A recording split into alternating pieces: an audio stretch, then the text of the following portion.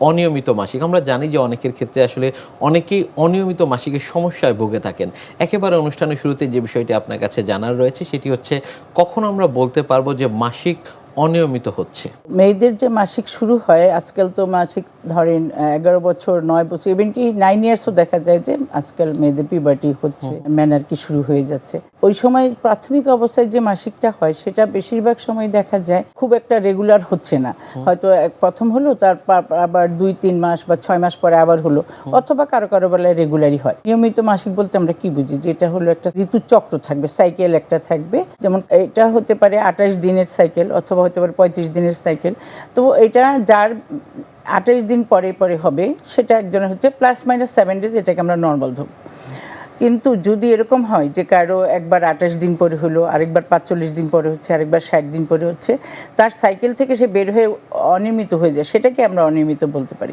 কিন্তু কারো কারো বেলায় যেমন কারো 35 দিন পরপরই হচ্ছে, সেটা তার জন্য কিন্তু নর্মাল। কারো কারো হয়তো বা 40 দিন পরপর হচ্ছে, সেটা তার জন্য নর্মাল। কিন্তু একবার 25 দিন, একবার 40 দিন এরকম যখন হবে, সেটাকে আমরা অনিয়মিত বলতে পারি। পিউবার্টির প্রথমে যে অনিয়মিত হয় সেটা নর্মাল, সেটা হতে পারে কারণ তখন অপরিপক্ক থাকে, ইমেচিউর সিস্টেমটা থাকে বলে তখন মেয়েদের প্রথম প্রথম মাসিক এরকম হয়। এমনও হতে পারে যে প্রথম হয়ে 6 মাস বন্ধ থাকলো, তারপরে হলো। এগুলো নিয়েও অনেক সময় মারা আমাদের কাছে আসেন যে মেয়ের তো মাসিক হচ্ছে না। তো এটাও একটা নর্মাল, এটা আমাদের তাদেরকে বুঝিয়ে বলতে হবে যে সিস্টেমটা তার এখনও ম্যাচিউর হবে, তারপর রেগুলার হবে। তাছাড়াও এটা তো নর্মাল ফিজিওলজিক্যাল, কিন্তু প্যাথোলজিক্যাল কোনো কারণেও হতে পারে। আবার অনেক সময় দেখা যায় যে অল্প হচ্ছে, খুবই পরিমাণ কম, আর হচ্ছে না। তো সেটা নিয়েও মারা খুব অরিড থাকেন বা মেয়েদেরকে নিয়ে আসেন। সেটাও আমাদের তখন কারণ দেখতে হয় যে কী কারণে হচ্ছে। তো বিভিন্ন কারণে হতে পারে। একটা যেমন ইউটারাসের একটা নিজস্ব কারণে হতে পারে। ইউটারাসটা ধরেন ছোট আছে, ইউটারাসটা অনেক সময় দেখা যায় ইউটারাসটা অ্যানাটমিক্যাল কোনো ডিফেক্ট আছে, বাইকোনিড ইউটারাস, অথবা হরমোনাল কিছু সমস্যা থাকতে পারে, যেমন মেয়েটার থাইরয়েড হরমোনের প্রবলেম থাকতে পারে বা ওভারিয়ান হরমোনের প্রবলেম থাকতে পারে। তার মধ্যে একটা ইম্পর্টেন্ট আছে যেমন পলিসিস্টিক ওভারিয়ান সিনড্রোম, যেটা আজকাল বলা হয় PMOS, polyendocrine metabolic ovarian disease syndrome. তো সেটাতেও দেখা যায় যে মাসিকটা হচ্ছে না 3 মাস, 4 মাস, 6 মাস, ইভেন কি অনেক সময় দেখা যায় 6 মাস, 5-6 মাস পর পরও হচ্ছে। তো এই জিনিসগুলো যখন হয়, এটা কি নর্মাল ফিজিওলজি নাকি প্যাথোলজি? আমাদের এই জিনিসগুলো হিস্ট্রি থেকে বের করতে হবে।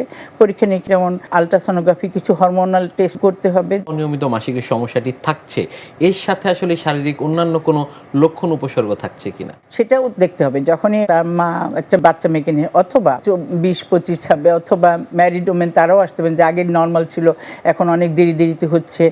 আগে হয়তো ঠিক ছিল, আমরা যখন হিস্ট্রি নিয়ে জানতে পারি যে তার হয়তো প্রথম দিকে ঠিকই ছিল, কিন্তু এখন দেখা যাচ্ছে গ্র্যাজুয়ালি তার 1.5 মাস, 2 মাস, 3 মাস পর হচ্ছে। তো তখন আমরা তাদের অন্যান্য কোনো উপসর্গ আছে কিনা সেটা জিজ্ঞাসা করি। যেমন সে হঠাৎ করে তার ওজন বেড়ে যাচ্ছে কিনা, তারপরে একনি বা ব্রণ হচ্ছে কিনা, তারপরে তার খুব ওবেস সে হয়ে যাচ্ছে কিনা, এই অথবা প্রি ডায়াবেটিক মানে ডায়াবেটিকের দিকে যাচ্ছে কিনা, এইসবগুলো আমরা একটু দেখব। আর সাথে হিস্ট্রিটা অবশ্য একটা ইম্পর্টেন্ট। আর এর সাথে কিন্তু ম্যারিড মেয়েদের আবার বন্ধ্যত্ব ব্যাপারে একটা সম্পর্ক আছে। তার মাসিকটা নিয়মিত হচ্ছে না, তার মানে তার মাসে মাসে মেয়েদের যে ওভুলেশন হওয়া বা ডিম ফোটা সেটা হচ্ছে না, তার মানে তার বাচ্চাটা হচ্ছে না। তাহলে সেই হিস্ট্রিটা আমাদের নিতে হবে যে তার মাসে মাসে মাসিক হচ্ছে না, তার মানে সে কনসিভ করার চেষ্টা করতেছে কিনা বা হচ্ছে না কিনা সেটা জানতে হবে। তো এই হিস্ট্রি কতগুলো শারীরিক, যেমন তার সে ওজন কত, ওভারওয়েট কিনা, তার ফুড হ্যাবিট সম্বন্ধে আমরা জানতে চাবো যে ফুড হ্যাবিট, সে কি বাইরে খাবার খায় কিনা, তারপরে তার লাইফস্টাইলটা কীরকম, সে যেমন সারাদিন শুয়ে বসে কাটায়, তারপর অথবা সে হয়তো সারাদিন দেখা গেল যে সে বাইরে কোনো খেলাধুলা বা কোনো বাইরে যাওয়া কোনো অ্যাক্টিভিটি তার নাই, ওজন বেড়ে যাচ্ছে, তারপরে সেডেন্টারি ওয়ার্কার, বসে বসে থাকতেছে, তারপরে পিরিয়ড হচ্ছে না, আস্তে আস্তে ওজন বাড়তেছে, তখন আমরা তাদের টেস্টে আসলে কি হচ্ছে, কোন সমস্যা কোন হরমোনের কারণে হচ্ছে, এটা আমরা দেখতে যাব। তখন তার আমরা কিছু টেস্ট করব। টেস্টের মধ্যে যেমন একটা আমরা আলট্রাসোনোগ্রাফি একটা ইম্পর্টেন্ট টেস্ট, যেটাতে আমরা ইউটেরাস, ওভারি কেমন আছে সেটা জানতে পারি। ইউটেরাস নর্মাল সাইজ কিনা, ইউটেরাসের ঠিক আছে কিনা, ওভারিগুলাতে কোনো সিস্ট আছে কিনা বা পলিসিস্টিক ওভারি কিনা, যে ছোট ছোট সিস্ট থাকে যেখানে ওভুলেশন হচ্ছে না, ডিমগুলো ছোট ছোট হয়ে নেকলেস প্যাটার্নের চারিদিক, ওভারি চারিদিক থাকছে, সেটা কিনা সেটা দেখব। তারপরে অন্যান্য যেমন থাইরয়েড হরমোনটা একটা খুব ইম্পর্টেন্ট হরমোন, সেটা দেখতে হবে। বা তার অন্যান্য FSH, LH, কতগুলো গনাডোট্রপিন হরমোন আছে, প্রোল্যাকটিন হরমোন আছে, এগুলো আমরা সব দেখে তারপরে আমরা ফাইন্ড আউট করতে পারবো যে তার কারণটা কি। সেক্ষেত্রে আসলে কাউন্সিলিংটি কিভাবে করেন? কাউন্সিলিং ডায়াগনোসিস উপর ডিপেন্ড করে। এখন যদি এরকম হয় যে তার পলিসিস্টিক ওভারিয়ান সিনড্রোম আছে, তখন সেটা আমাকে তাকে বুঝাই বলতে হবে। যেমন সেও খুব ওভারওয়েট, তাকে প্রথমে বলতে হবে ওয়েট যেন কমায়। ওয়েট কমানোর জন্য তার ফুড হ্যাবিটটা চেঞ্জ করতে হবে, তার লাইফ স্টাইলটা চেঞ্জ করতে হবে, অ্যাক্টিভিটি বাড়াইতে হবে। তার যদি থাইরয়েড হরমোন এসব থাকে তাহলে সেটাকে তাকে হরমোনের ডাক্তার এন্ডোক্রাইনোলজিস্ট কাছে যাবে, হরমোন কন্ট্রোল করতে হবে। ওজনটা খুবই ইম্পর্টেন্ট। যদি সে 5 to 10% ওয়েটও কমাইতে পারে তাহলে দেখা যায় আমরা অনেক পেশেন্টকে পাই যে একটু ওয়েট রিডাকশন করলেই তার আবার মেনস্ট্রুয়াল সাইকেলটা নর্মাল হয়ে আসে। সেটাই হলো মেইনলি কাউন্সিলিং এর একটা পার্ট। তারপরে তাকে অ্যাক্টিভিটি যেতে বলতে হবে, যে অ্যাক্টিভিটি করুক, সারাদিন বসে শুয়ে না থাকুক, বা সারাদিন বসে বসে আজকালকার তো সব বাচ্চারা সারাদিন বসে টিভি দেখতেছে বা মোবাইল টিপতেছে, সেটাতে একটু বেরিয়ে আসতে হবে তাকে।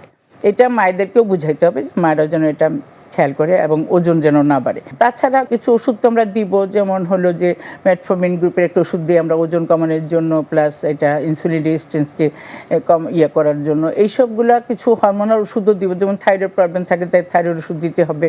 তো এইভাবে আমাদেরকে ওদেরকে আগে যেতে হবে। আর কিছু জিনিস আছে, যেমন একটা মহিলা যেমন আসলেন, উনি 25-30 বছর বয়সে হচ্ছেন, হঠাৎ করে ওনার তখনও কিন্তু অন্য প্রবলেমও তার হতে পারে, অন্য হরমোন অ্যাপিয়ার করতে পারে। আবার 40 বছর এসে বলে আমার পিরিয়ড হচ্ছে না, সেটাও আমাদের দেখতে হবে যে তার প্রিমেচুরলি ওভারিয়ান ফেলিয়ার হচ্ছে কিনা, বা উনি মেনোপজের দিকে যাচ্ছেন কিনা আগে আগে, সেটাও কিন্তু প্রবলেম। সেইগুলোর জন্য কিন্তু আমাদের আবার তাইলে হরমোন টেস্ট করে আমাকে ফাইন্ড আউট করতে হবে যে উনি মেনোপজের দিকে, প্রিমেচুর মেনোপজে চলে যাচ্ছেন। তাহলে প্রিমেচুর মেনোপজ হলে তাকে সেইভাবে আবার কাউন্সিল করতে হবে যে ওনার এখন মেনোপজ হয়ে যাচ্ছে, এটা ন্যাচারালি হচ্ছে, বডির যে কোনো কারণে হোক, এনভায়রনমেন্টাল কারণে হোক, ওবেসিটির কারণে হোক, বা অন্য কোনো হরমোনের কারণে বা ড্রাগস ইনডিউসড হোক, ওনার এখন এটা মেনোপজে চলে যাচ্ছে। সেটা ওনাকে তাইলে তার যে সাইড ইফেক্ট হতে পারে, মেনোপজ হলে যে কিছু প্রিকশন নিতে হতে পারে, কিছু ওষুধ, তাকে অ্যাক্টিভিটি থাকতে হবে, ক্যালসিয়াম ট্যাবলেট খেতে হবে, এক্সারসাইজ করতে হবে। তারপরে ওনার জন্য মানে অন্য বোন পেইন বা এইসব না হয়, প্রবলেম না হয়, সেটার জন্য রেগুলার ফলো আপে ডাক্তার কাছে আসতে হবে, প্লাস কোনো সাপ্লিমেন্টের ওষুধ লাগলে খেতে হবে। এটা নিয়ে যে মেনোপজ হয়ে গেল মানে যে ওনার লাইফ শেষ হয়ে গেল বা উনি যে শেষ হয়ে গেলেন তা না, তাকে তাহলে ওইভাবে আবার ওষুধ খেয়ে লাইফস্টাইল চেঞ্জ করে তাকে আবার নতুন আবার ওইটা নিয়ে তাকে কাউন্সিলিং করে উৎসাহ দিয়ে তাকে আবার ঠিক নর্মাল লাইফেই থাকতে হবে।